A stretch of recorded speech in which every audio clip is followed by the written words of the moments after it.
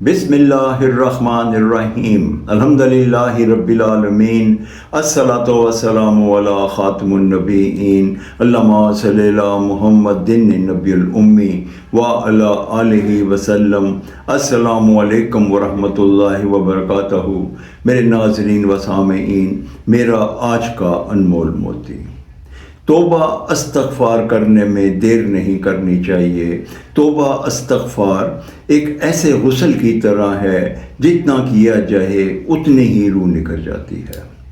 توبہ استغفار کی ہمارے دین میں بہت ہی فضیلت ہے۔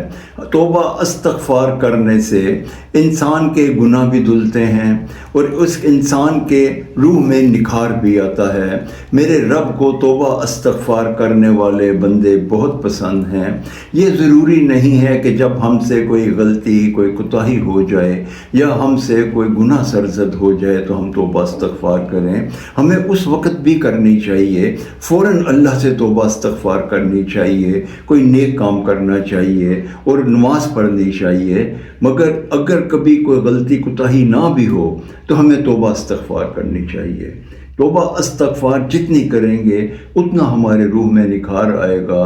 دو جہانوں کے سردار، سرور ذی شان، محبوب رحمان عز و جل حضرت محمد صلی اللہ علیہ وآلہ وسلم کا معمول تھا کہ آپ کثرت سے توبہ استغفار کیا کرتے تھے۔ آپ کسی محفل میں بھی جب تشریف لے کے جاتے تو کم سے کم 80 بار توبہ استغفار کیا کرتے تھے۔